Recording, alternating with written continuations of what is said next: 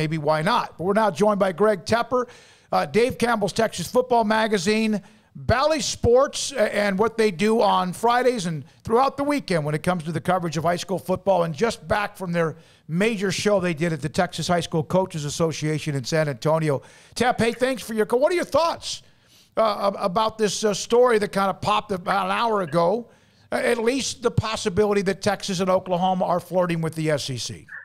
Yeah, it's funny. I stepped out of the office for a second, and then I walked back in, and Shahan Jairaj, our college football insider here, Dave Campbell's Texas Football, just looks at me and goes, "Hey, the internet's on fire." And yeah, obviously, whenever realignment gets going, it's always going to get a lot of attention. I'm hesitant. Brent Zwerneman's an outstanding writer, and I would be extremely clear that I think that his sourcing here is good. I'm a little bit hesitant to say that this looks like it's going to happen, simply because there's still a lot of time between now and when the grant of rights for the Big 12 expires in 2025. A lot can change. Now, I think we've always thought that there was going to be, at least one more major round of realignment, probably around that 2025 marker, and maybe this is the first salvo in that. But there's a lot of moving parts that are going to come down from that. I'm not willing to go out there and consider this a done deal, but it's certainly interesting. And if you go back to whenever Nebraska left for the Big Ten, and when Missouri and A&M left for the SEC and things like that, and Colorado left for the Pac-12, this would line up as far as the first rumblings are concerned, as far as timing is concerned, if there were a major realignment shift coming in the next couple of years. So it's interesting. I'll wait for the next shoe to drop to really start trying to chart out exactly where I think this thing could be going. But certainly feels like it could be the first tremor in another earthquake. Yeah, Greg, it just gives me a headache to think about all the different things. I mean, well, what about all the things that caused it the first time haven't gone away?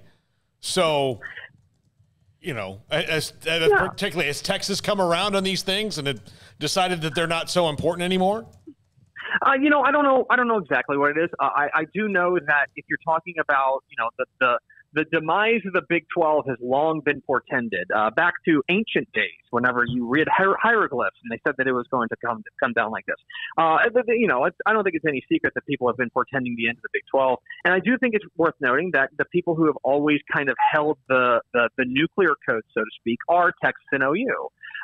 And so I do wonder if there's a situation where they want to be out in front of it, as opposed to they want to be lighting the fuse, as opposed to being inside Wile E. Coyote's shack that blows up. So I'm not real sure exactly what to make of it. I don't know if the SEC. First of all, the SEC would have to go along with it. They'd have to be on board, and we already know Ross Bjork has come out and said that he's not in favor of that. So that's one vote you don't have.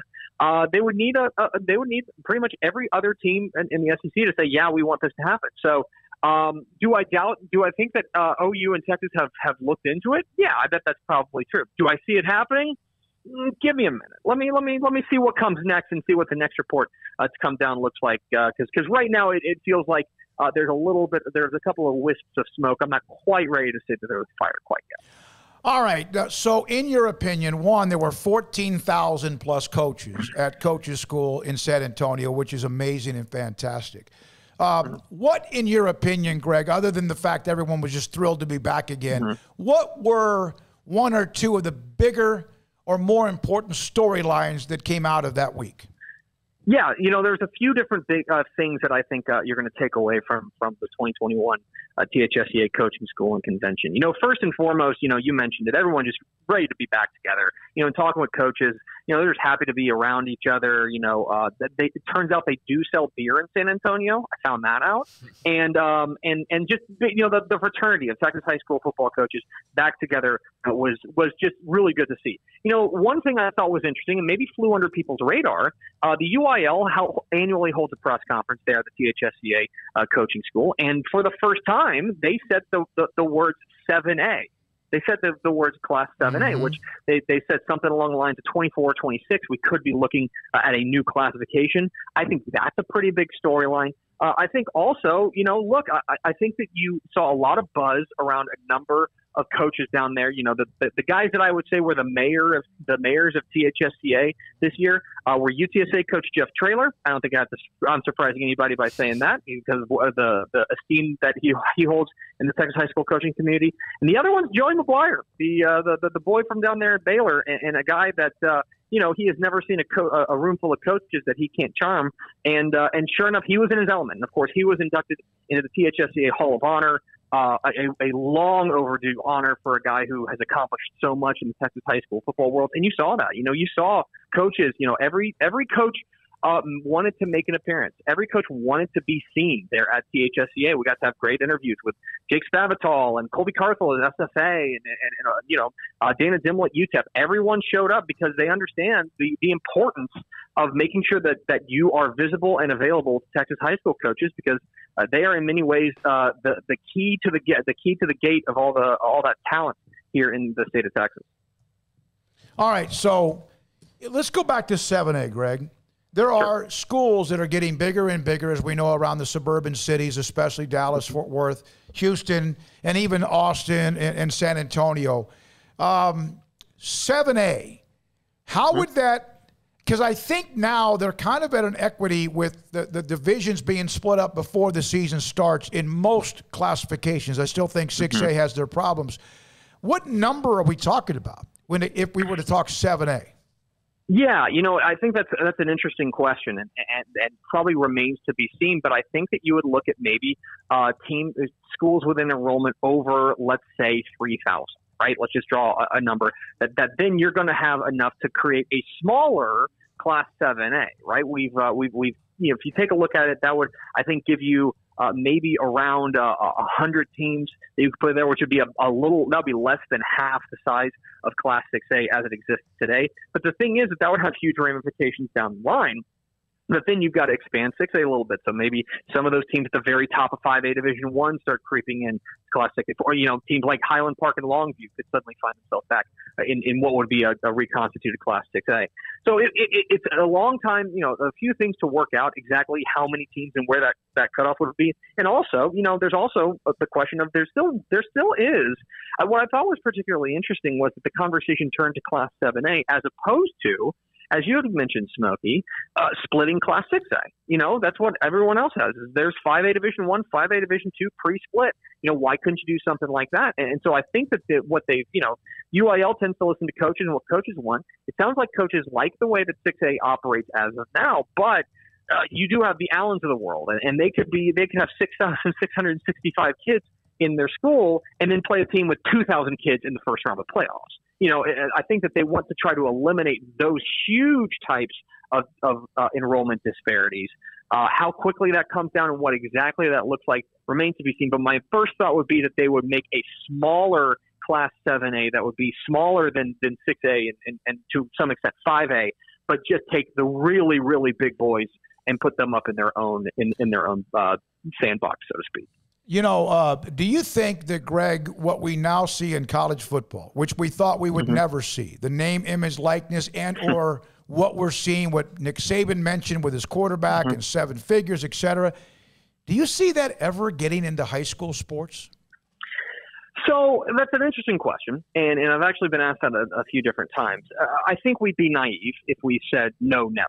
Right. I think that inevitably there are going to be some opportunities there. But I do think that one thing that Texas high school football sets it apart is that it is very regionalized. You know what I mean? That if you can be the biggest, most high profile player in the state of Texas and still really only be known within your own region. So these ideas that there's going to be these like this massive windfall for high school football players, just doesn't exist really in a lot of ways. Cause there have been a couple of exceptions, right?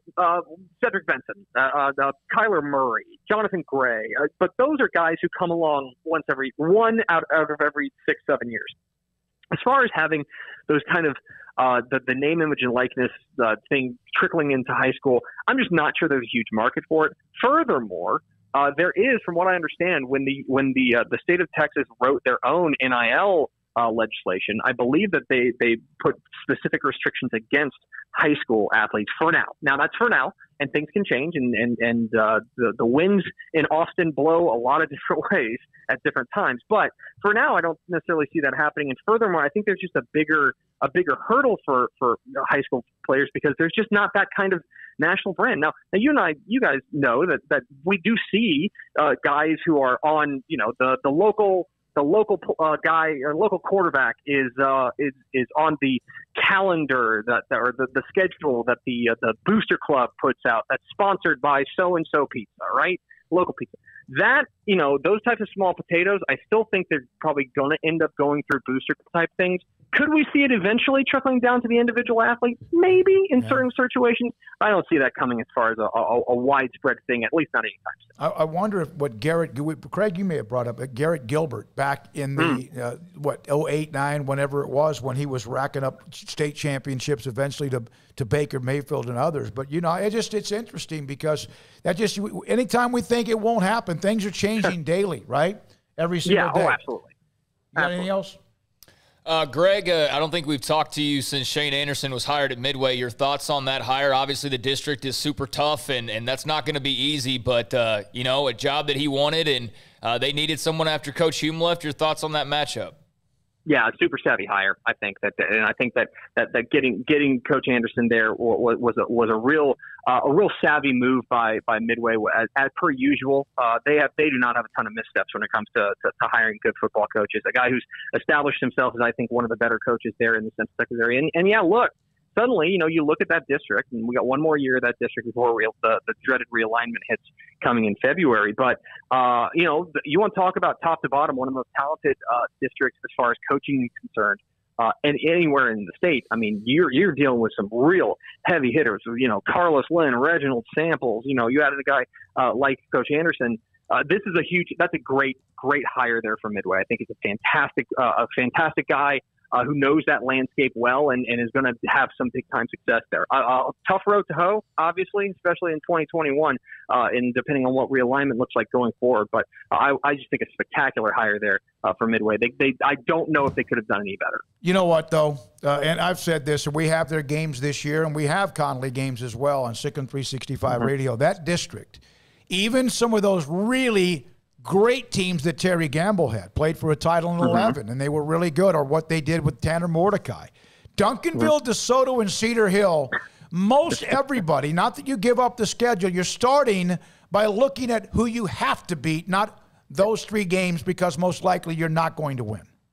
Yeah, I mean, that's the thing, is I don't know who they made mad at the UIL, but it's somebody. Because they got stuck with those teams, and they're not going away. And if anything, they're getting stronger and stronger. So, here's the good thing about Midway and their situation. If you make the playoffs, I mean, you've already made it. You've already walked an extremely difficult path. How much harder can it necessarily get? So, steel sharpens steel, and I think that they're going to have a challenge. But if they can get through that kind of gauntlet there in that district, then they're going to be well suited for a deep playoff run. Hey, Greg, last thing I wanted to ask you is Matt Rule apparently came back in town for Joey McGuire, and I know that one of the first things when he took the Baylor job was, talking about straight line recruiting, making those inroads. Was it pretty clear that he developed some pretty strong bonds, even though he's now in Carolina with his return? Oh, I think so. I think absolutely. I think that, if you guys remember that go back to when he was hired, one of the big questions about Coach Rule is, I mean, let's be frank. I hate to swear on this network, but he's a Yankee. You know what I mean? He doesn't have a ton of inroads here in the state of Texas. But the two most important hires, in my opinion, that he made were Joey McGuire and Dave Wetzel. Bringing them in not just because they're good coaches and obviously they know their way around a pigskin, but also they have those inroads. And I think that they hammered home to him just how important those relationships are. And yeah, I think that sticks. I think it's easy to leave Texas, but it's hard to leave Texas in that regard. And so it makes no surprise there that he loves. I will absolutely, I'll blow up Joey McGuire's spot. He told me a story while we were down there. He came by to Dave Campbell's booth and he was talking because he's just, you guys know this, Joey McGuire he's a high school football junkie. It's just what he is. He's just a nerd. And so he was telling me that when he was working for Coach Rule had a rule that there were no phones in meetings. Like you couldn't do that. So he would say that he would just run off to the bathroom and have to pull out his phone and start looking up. It's like, okay, Cedar Hill up on Duncanville and things like that. Like, look up his phone. Like, I'm going to run out of these meetings. I'm like, man, you just have the same illness that I have. That's probably why we get along. Yeah, no, you're right.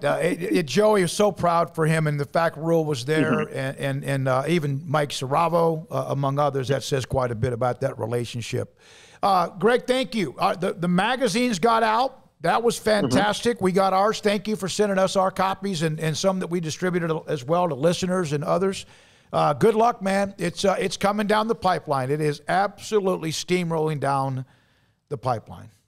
Yeah. Whenever I leave to go to coaching school, I always tell my wife, I'll just see you at Christmas. Yeah. It's football season now, and can't wait for it. Like most everybody involved in covering or coaching or playing the game. You're right. Greg Tepper, Dave Campbell's Texas Football Magazine. Again, Valley Sports with their coverage, amazing coverage they have on Fridays and also through the weekend as well. All right, when we come back, a lot of